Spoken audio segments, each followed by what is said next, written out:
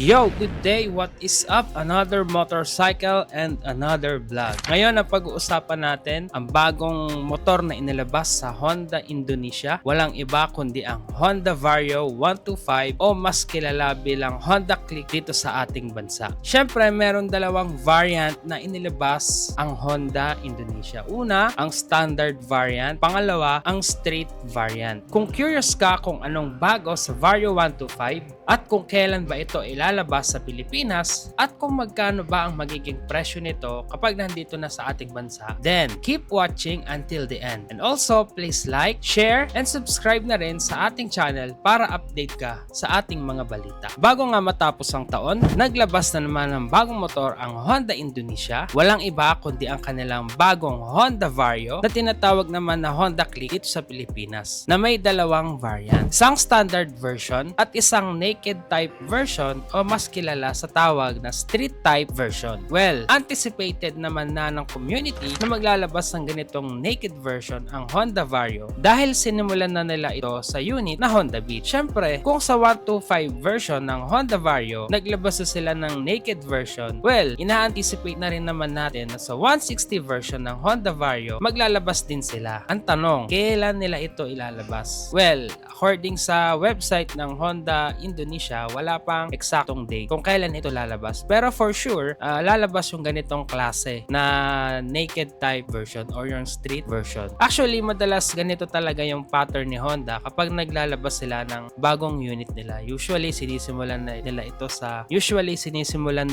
mga mababang CC. Then, kapag naging okay yung marketing at yung sales, i-apply din nila ito sa mga 150cc nila or 160. Usually, naglalaro lang yan sa mga Honda Beat tsaka sa Honda Vario, Honda Click. Usually, dyan sa unit na yan, ina-apply yung same principle ng ganitong klase ng konsepto ng Honda. Ngayon, pag-usapan naman natin ang full specification ng bagong Honda Vario 125. Sa makina nito, meron itong 124.8cc, maximum power of 11.1 horsepower at 8,500 RPM, maximum torque of 10.8 Nm at 5,000 RPM, fuel injection, 4-stroke, 2-valve, single overhead camshaft, liquid-cooled. Ang compression ratio nito ay merong 11.0/1. Bore and stroke na merong 52.4 mm by 57.9 mm.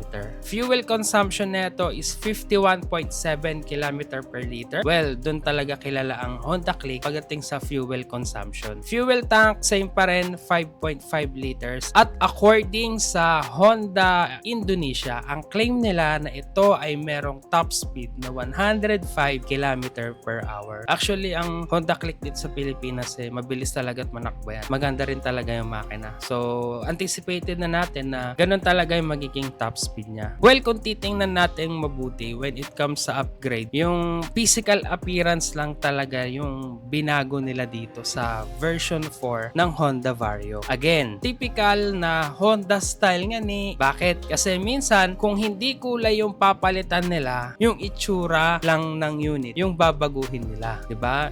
Ganun yung style ng Honda eh. Actually, maraming nadismaya dahil nga ine-expect ng mga tao na susundan nila yung ginawa nila sa Giorno 125cc na merong 125cc tapos 4 valves yung ginamit nila. Kaso dito sa bagong version ng Honda Vario na 125, nag-stick pa rin sila doon sa 2 valve na features ng makina, which is technically mas malakas pa din talaga si Giorno kung ikukumpara dito kay Honda Vario 125 na bagong version. Pero syempre, kilala naman na mas matipid talaga yung Honda Click. Kumbaga, dinisenyo ang Honda Click para sa mga daily ride user. Pero pwede rin naman gamitin yung Honda Giorno sa daily ride. Pero syempre, pagdating sa fuel consumption, mas tipid talaga itong Honda Vario 125. Kaya ang mangyayari niyan, magkakatalo na lang talaga kung ano yung magiging preference ni buyer o kung paano niya gagamitin yung unit. Pero dito sa Pilipinas, madami talaga, tsaka maganda personally tingnan yung Honda Giorno. Kaya yung mga tao, nung nakita nila na 2 valves pa rin yung ginamit, medyo na dismaya lang, nalungkot lang. Kasi yung Honda Giorno, 4 valves na, tsaka yung performance ng Honda Giorno, talagang maganda talaga. According sa mga review, mga vloggers na malakas talaga yung makina niya compared dun sa Honda Click 125. Well, tingnan natin kung anong magiging actual performance na ito kapag nandito na sa Pilipinas. Now, sa looks and design naman tayo ng motor. Well, hindi naman natin may pagkakaila na isa ang Honda sa mga tinitingala pagdating sa mga magagandang design and looks ng kanilang mga competitors. Actually, madami ang Chinese brand na Honda ang ginawang benchmark or inspiration pagdating sa mga design ng kanilang mga unit. So, hindi ko na lang sasabihin, siguro marami naman kayo nakikita na kinopyahan nila talaga yung design ng Honda tapos in-apply nila sa kanilang mga unit. Meron dalawang version na nilabas si Honda, standard at yung street concept. Tingnan natin ang standard version. Kung papansinin natin, makikita natin na malapit ang itsura nito sa bagong Honda Airblade. Well, very obvious na mas maganda talaga yung bagong design dito sa version 4 ng Honda Vario compared doon sa version 3. Makikita natin na futuristic yung design na ginawa nila sa unit. Napakaganda nung design na ginawa nila, especially yung taillight na napakaganda at napakalinis tingnan kumpara doon sa taillight ng version 3. Pero para sa preference ko, mas okay sana kung integrated yung signal light doon sa taillight para mas malinis talaga tingnan yung likod.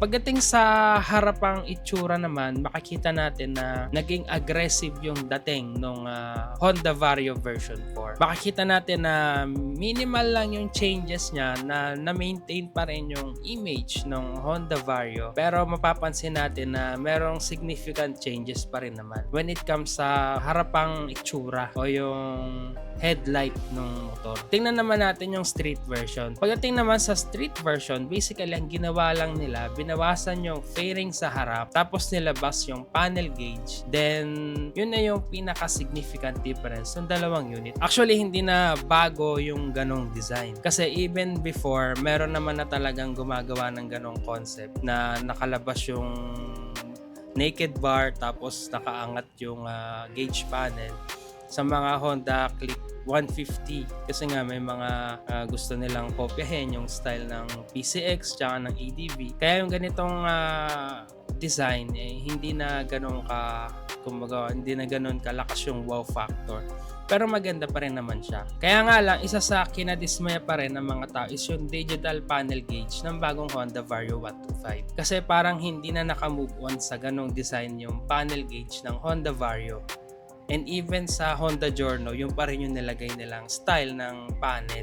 Which is napakatagal na nilang nagamit yung panel sa iba't ibang version ng model ng Honda. Tapos ngayong 2026, ganun pa din yung style. Aray ko, di ba? So sana kahit paano, binago man lang nila yung design ng panel gauge para kahit paano sumabay sana sa upgrade ng unit. Unlike sa Yamaha, kasi ang Yamaha ngayon talagang nagkaroon ng complete changes sa image and performance ng mga nilabas nilang bagong unit. Yung Aerox version 2 from Aerox version 3, makikita natin talaga na nagkaroon ng significant changes pagdating sa performance, pagdating sa itsura.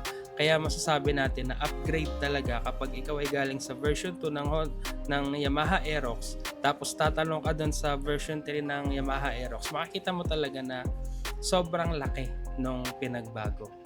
Well, unlike dito kay Honda Vario, itsura lang yung binago nila tapos yung makina, ganun pa rin. Tapos yung panel gauge, yun pa rin, di ba? Aray ko. Now, tingnan naman natin yung presyo ng bagong Honda Vario 125. Pagdating sa standard version na merong CBS, ito ay may presyong 26,065,000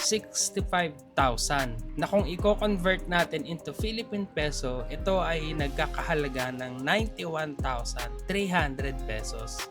Pagdating naman sa street version, ito ay may presyo na 26,499,000 na kung directly nating i-convert into Philippine peso, ito ay nagkakahalaga ng 93,313 pesos. Ang taas nung presyo na inangat niya kasi ang market price ngayon ng Honda Click 125 na version 3 around 82,000 lang. Tapos kung ito yung magiging presyo niya, parang 'di ba, parang sobrang laki ng tinaas, tapos yung changes niya is parang hindi naman ganun kasulit, no? Well, for me, kung ganun yung magiging presyo ng Honda Vario 125 2026, may kataasan yung presyo niya. given the fact na almost walang upgrade na nangyari pagdating sa engine specs niya. Kaya for me, parang hindi siya reasonable sa presyo niya, no? So sana hindi naman ganun kataas yung presyo. Sana nga, no? So ikaw, ano masasabi mo kung ganun yung magiging presyo niya kapag dinala na dito sa Pilipinas? I-comment mo na sa comment section yan para pag-usapan natin. Wala pang actual date kung kailan ito dadalhin sa ating bansa. Pero for sure, dadalhin dito yan ni Honda Philippines dahil Honda Click ang isa sa pinakamabentang unit ni Honda dito sa Pilipinas. Most probably, ang estimated ng marami around first quarter of 2026. And hopefully, sana makarating na yan dito by March or February, no? Para magkaroon na rin ng actual review at makita natin kung sulit ba yung magiging price increase niya kumpara sa lumang version, no? So anong masasabi mo sa bagong unit ng Honda Vario 125? Sulit kaya ito? Mag-upgrade ka kaya from version 3 to version 4? Kung ano ang nasa isip mo kapatid, pag-usapan natin yan sa comment section. At kung hindi ka pa nakakapag-subscribe, please subscribe to our channel para updated ka sa mga balita tungkol sa mga motor. So again, ngayon pala nagpapasalamat na ako sa iyo kapatid. Tandaan natin, kapatid, always ride safe and see you on the next one. God bless us all.